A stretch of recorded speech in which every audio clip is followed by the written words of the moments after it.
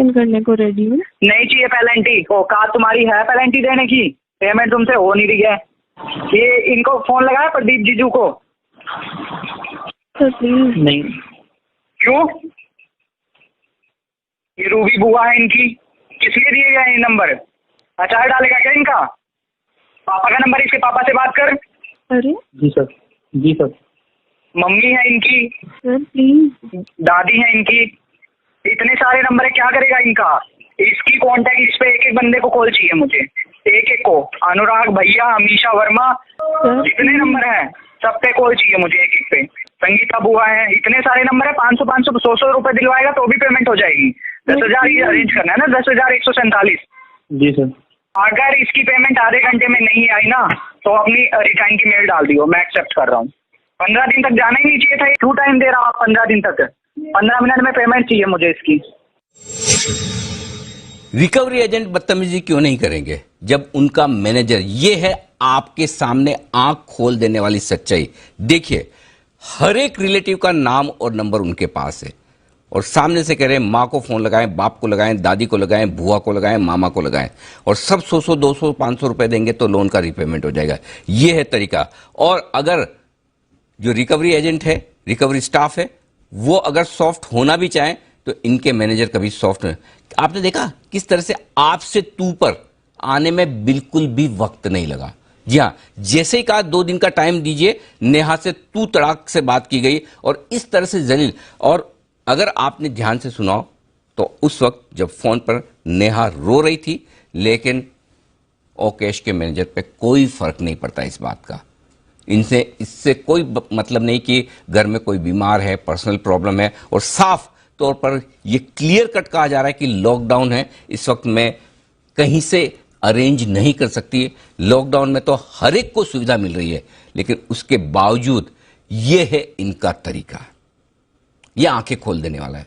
अब आप सोचिए, अगर आपको रिकवरी स्टाफ से ही डील करना पड़ जाए तो आपका नसीब, उसके ऊपर मैनेजर से डील करना पड़े तो आप सोचिए किस तरह का मेंटल स्ट्रेस। और अब इनके और ऊपर जाना पड़ जाए तो आप सोच लीजिए कि मारपीट, हाथ पैर तोड़ देने की धमकी और किस तरह का टॉर्चर, जिसे आप 3rd डिग्री टॉर्चर या 3rd डिग्री रिकवरी स्टाइल कह सकते हैं, वो ये करते हैं। लेकिन मैं बता दूं, क्या ये जो कर रहे हैं वो सही है? आप कहेंगे नहीं। जी हां, आप और मैं भी जानते हैं कि ये सही नहीं है, लेकिन फिर भी आपको एक चीज यहां बता देना जरूरी है ताकि आपको पता रहे कि आपका हक क्या है।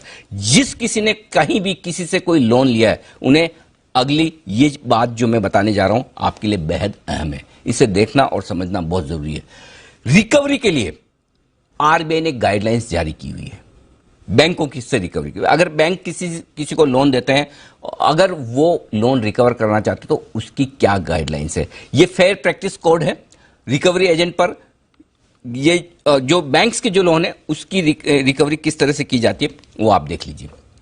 पहली चीज, आप किसी भी तरह से असभ्य तरीके का इस्तेमाल नहीं कर सकते, पहली चीज। ठीक है, ये सबसे बड़ी चीज है कि आप असभ्य तरीके का इस्तेमाल नहीं कर सकते। किसी भी तरह का बल प्रयोग आप नहीं कर पाएंगे। ठीक है, ये दूसरी चीज है। धमकी, असभ्य भाषा का उपयोग आप नहीं करेंगे, किसी से गाली गलौज नहीं करेंगे, किसी को धमकी नहीं देंगे। इसके बगैर तो यहां बात ही शुरू नहीं होती। आगे देखिए, इसके अलावा किसी भी ग्राहक की प्राइवेसी का आप उल्लंघन नहीं करेंगे। और यहां पर प्राइवेसी का उल्लंघन तो बड़ी आम बात है। आपने देखा ना किस तरह से आपको बताया जा रहा है कि क्या क्या आपकी लिस्ट है, जो आपके कॉन्टैक्ट्स की लिस्ट है, वो कॉन्टैक्ट्स की लिस्ट आप उनके सामने शेयर करें। बेवक्त आप ग्राहकों को फोन नहीं करेंगे, लेकिन हैदराबाद के मधुसूदन ने अभी अभी आपको कहा कि रात को 1 बजे और 3 बजे उनको फोन आते हैं। परिवार, रिश्तेदारों और दोस्तों को, या जिन लोगों ने आपको रेफर भी किया है, फर्ज करें कि मैं आपको रेफर करूं कि जाइए इस कंपनी से लोन ले लीजिए, तब भी वो मुझे नहीं कह सकते हैं कि आपके दोस्त ने लोन का पैसा नहीं भरा है, लेकिन उसके बावजूद उन सबको इस्तेमाल किया जाता है। झूठे और गुमराह करने वाले तौर तरीकों का इस्तेमाल नहीं किया जाएगा। ये सारी गाइडलाइंस जो है ये बैंकों के रिकवरी एजेंट्स पर लागू होती है आरबीआई की तरफ से। ग्राहकों की शिकायतों का निपटारा बैंक गंभीरता से करेगा। अगर किसी बैंक ने कहा कि मेरे साथ रिकवरी, किसी कस्टमर ने बैंक को कहा कि मेरे साथ रिकवरी एजेंट गलत करें, तो बैंक की जिम्मेदारी है कि वो गंभीरता से उसको समीक्षा करें। और बैंक गंभीरता से उनकी शिकायत पर गौर नहीं करते तो बैंकों पर रिकवरी एजेंट के इस्तेमाल पर रोक भी लग सकती है। यह आपने पहले भी देखा है, यह आरबीआई की गाइडलाइंस में है और समय समय पर रिकवरी एजेंट्स के कामकाज की आरबीआई समीक्षा करेगा कि बैंक्स के रिकवरी एजेंट बराबर काम कर रहे हैं। और रिकवरी एजेंट कुछ भी करे, किसी भी तरह की गलत हरकत करे, उसके लिए जिम्मेदार सिर्फ रिकवरी एजेंट नहीं होगा। बैंक ये कहकर पल्ला नहीं झाड़ सकते कि हमने नहीं किया, ये तो किसी इंडिविजुअल ने किया। जिम्मेदारी उनकी है। जी हाँ, बैंक की जिम्मेदारी है अगर उन्होंने किसी भी तरह की कोई गलत हरकत की है तो। ये सबसे बड़ी बात है। अब बड़ा सवाल ये कि ये गाइडलाइंस तो बैंक्स के लिए है, बैंक्स के रिकवरी एजेंट पर है, लेकिन बैंक्स के बाहर भी हिंदुस्तान में फाइनेंसिंग का एक बहुत बड़ा तरीका है, जिसमें फाइनेंस कंपनियां, जिसमें मोबाइल ऐप, अलग अलग तरह के हजारों तरह के लोन, बैंक्स तो गिनती के हैं, फाइनेंस कंपनियां और ये मोबाइल ऐप लाखों में है जो लोन बांट रही है। इनके लिए कौन सी गाइडलाइंस? कुछ भी नहीं। इनको कौन संभालेगा? इनसे कौन जवाब लेगा? ये किसके प्रति उत्तरदायी है? कहीं भी नहीं। मैं आपको बता दूं, हमारे पास अलग अलग जगह से लोगों ने ढेर सारे वीडियो भेजे, हम सारे नहीं बता पा रहे हैं, लेकिन फिर भी मैं एक वीडियो और आपको दिखाना चाहता हूं। ले चलता हूं मैं आपको नागपुर। वहां पर भी हालत यही है, परिवार वालों को, रिश्तेदारों को खुलकर गालियां दी जा रही। देखिए, जब लोन लेते हैं उनका जब ओवरड्यू होता है तो इनको जो हैरेसमेंट जो करते हैं वो हैरेसमेंट ऐसे करते हैं कि उनको फ़ोन किया जाता है, उनको धमकी दिया जाता है, गाली बका जाता है। तभी भी लोगों ने जब उनका जो इन्फॉर्मेशन जो है उनको जब बताते हैं कि टेक्निकली इशू ऐसा ऐसा है कि हम इस वजह से हम रिपेमेंट नहीं कर पा रहे, तो इसका प्रॉब्लम भी वो लोग समझते नहीं है, क्योंकि उनको ऐसे उलट ऐसी धमकी दिया जाता है कि उनके जो कॉन्टैक्ट जो है वो भी हैक किया जाता है। उनके रिकवरी एजेंट ऐसे बात करते हैं कि हम आपके कॉन्टैक्ट पे कॉल किया जाएगा, आपके रिलेटिव्स को बताया जाएगा। रिलेटिव्स को फ़ोन करने के बाद वो लोग ऐसे बोलते हैं कि उनको भी गाली गलौज, बड़े बदतमीजी से बात करते हैं, माँ बहन की गाली देते हैं। अभी मुझे ये बताइए कि इनका रीपेमेंट देना इस समय पॉसिबल है? लॉकडाउन इंडिया में आजकल ऐसे प्रॉब्लम चल रहे कोरोना वायरस की वजह से, पूरा लॉकडाउन है, लोगों के पास इनकम का कोई सोर्स नहीं है, घर में बैठे हैं। उलट ये लोग जो छोटे मोटे लोन ऐप वाले हैं, इसमें से कुछ नाम है CashBean, iCredit, WiFi cash etcetera. Interest भी अलग अलग पेनल्टी, इनकी कोई इंटरेस्ट, जो आपको ये भी बताता हूँ कि इनकी इंटरेस्ट कोई रजिस्टर नहीं रहती है। डेली 120, 180, 170, 200 रुपये तक पेनल्टी लगाते हैं। ट्विटर में जो है हमने कंप्लेंट भी डाली है, आरबीआई को बताया है, कोई सुन नहीं रहा। सबका नुकसान हो रहा है। नुकसान ऐसे कि लोग सुसाइड पे आ रहे हैं। गलत है, पूरा गलत है, इलीगल एप्लीकेशन है, बैन करो।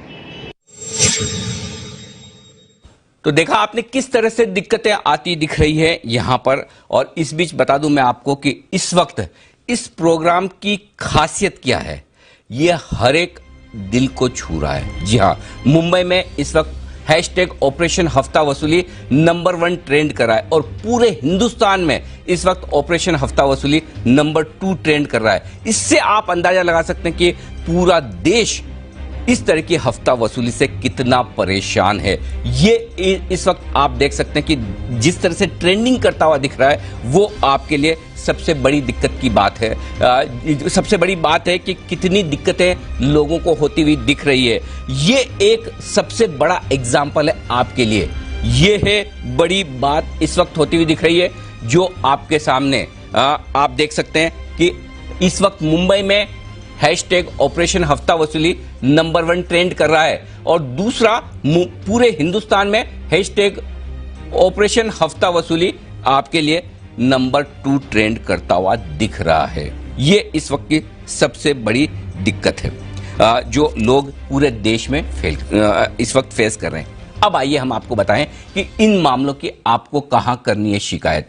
सबसे पहले आप जो कोई भी मोबाइल ऐप है, संबंधित बैंक है, लोन देने वाली एजेंसी है, वहां पर शिकायत करें। और जाहिर सी बात है वहां तो कोई सुनवाई होने वाली है नहीं, लेकिन शिकायत करने का तरीका ये प्रोसेस है, इसलिए पहले आपको वहां शिकायत तो करनी पड़ेगी। ऑफिशियल शिकायत दर्ज करवा दीजिए। जाहिर सी बात है ये मोबाइल ऐप कंपनियां जो भी है इनको कोई फर्क नहीं पड़ता आपकी शिकायत का, जब उनका तौर तरीका ही इतना गंदा है। लेकिन फिर भी आपको रिकॉर्ड के लिए, सुनिए मेरी बात ध्यान से, रिकॉर्ड के लिए सबसे पहले आपने जिस बैंक से, जिस क्रेडिट कार्ड से या जिस किसी मोबाइल ऐप्स के जरिए इन कंपनियों से लोन लिया वहां शिकायत कर दीजिए। ऑफिशियल रिकॉर्ड अपने पास रखिए, ठीक है। उससे सुनवाई तो होगी नहीं। सुनवाई नहीं होने की सिचुएशन में आपको जो आगे जाना है वो बैंकिंग ओम्बुड्समैन है, वहां पर जो बैंक्स की शिकायतों का निपटारा करने वाला ये संस्था है जहां पर आप शिकायत कर सकते हैं। इसके अलावा आप आरबीआई की वेबसाइट पर जाकर आप शिकायत कर सकते हैं, और आरबीआई की वेबसाइट में मैनेजमेंट सिस्टम की शिकायत कर सकते हैं। वहां पर एक कंप्लेंट सिस्टम है,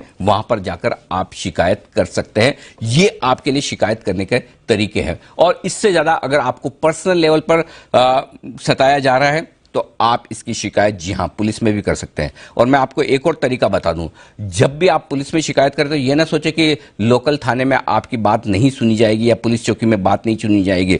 बिल्कुल आप दो काम करिए। जब भी आप इसकी शिकायत करें, तो आप दो काम करिए। पहला, सी बिजनेस को टैग करके ट्वीट कर दीजिए। दूसरा, हैशटैग ऑपरेशन हफ्ता वसूली को टैग करके ट्वीट करिए। और तीसरा, उस शहर के जो कमिश्नर ऑफ पुलिस है उन्हें जरूर टैग कर लीजिए। उसके बाद देखिए, अगर आपको लोकल थाने में सही ट्रीटमेंट ना मिले तो फिर बताइएगा। अगर आप मीडिया को टैग करेंगे, अगर आप ये हैशटैग का इस्तेमाल करेंगे, आप वहां के पुलिस कमिश्नर को टैग करेंगे, तो बिल्कुल 100% पुलिस आपकी बात को सेंसिटिविटी के साथ सुनेगी। और मैं उम्मीद करता हूं जिस तरीके से हमने मेहनत की है, जिस तरह से हमने पिछले 15 दिनों से लोगों से बातचीत की है, उनकी परेशानियों को, मुसीबतों को समझा है, पुलिस सेंसिटिविटी के साथ इस तरह की जो भी कंप्लेंट्स आएंगी वो आपके सामने रखेगी। एक और मैं आपको इस वक्त वीडियो सुनाता हूं, ऑडियो सुनाता हूं, और देखिए किस तरह से लूट मार का धंधा चल रहा है। और ये लोग चाहते भी यही हैं कि लोग टाइम से पे न करें। ये चाहते ही यही है कि इनकी कमाई ब्याज में नहीं है, इनकी कमाई है पेनल्टी में। और वो पेनल्टी किस तरह से बदलती, ये देखिए। Hello, good morning sir, cash से बात कर रहे हैं। हाँ बोलो। आपका सर ओवरड्यू 15 दिन से हो रहा है, आपने रीपेमेंट नहीं किया कैश का। सर कल ही तो बात हुआ था आपसे। पेमेंट क्यों नहीं कर रहे हैं आप? मुझे ऊपर से मेल आया है सर, आपको स्क्रीनशॉट भी भेज सकता हूँ। 31 तक उन्होंने वो क्या बोलते हैं पेनल्टी, क्या मिला हुआ है? एक्सटेंशन मिला हुआ है 31 मई तक। उन्होंने सिर्फ उसका इंटरेस्ट ही चार्ज किया है, पेनल्टी नहीं चार्ज किया। एप्लीकेशन में भी अपडेट हो गया है। सर मैं आपसे बोल तो रहा हूँ, पेनल्टी अब लगना स्टार्ट हो गया है। ऐसा कोई नहीं है कि 31 तक पेमेंट करना होगा, क्योंकि आपके अगर फाइल का ऐसा अपडेट हो रहा तो मैं आपके पास कॉल ही नहीं करता।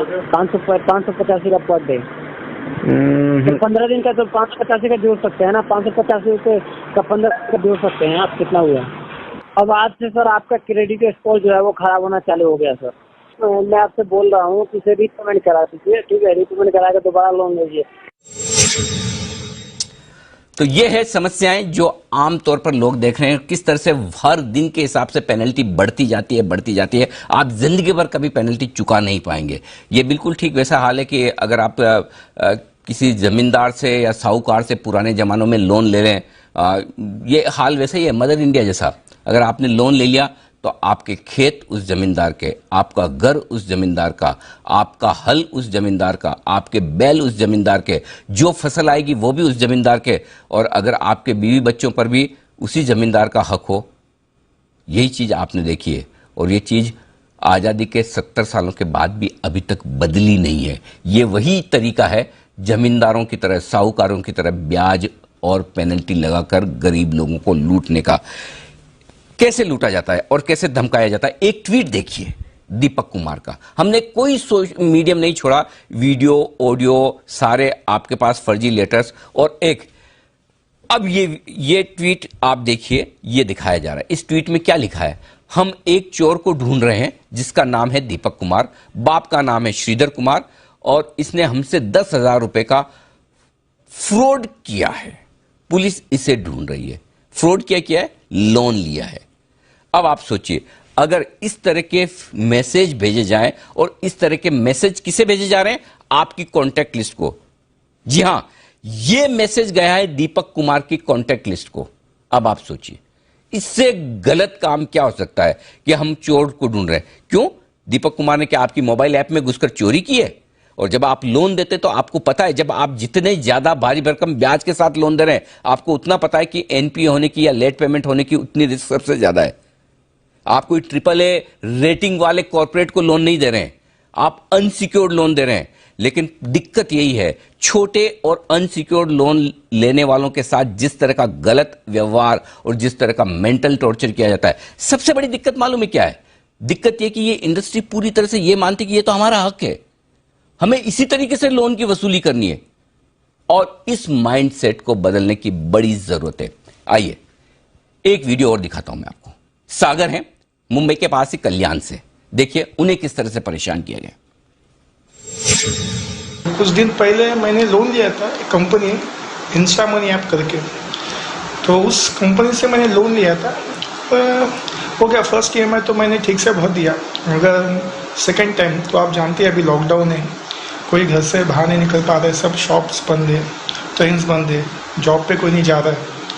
तो ये जो कंपनियाँ इतनी परेशान करी इस लॉकडाउन के टाइम पे, तो क्योंकि देखा जाए तो सरकार ने क्लियर कहा है कि इस बुरे समय में कोई किसी को लोन के लिए हैरेसमेंट तो नहीं करे, कम से कम 3 महीने का टाइम दिए।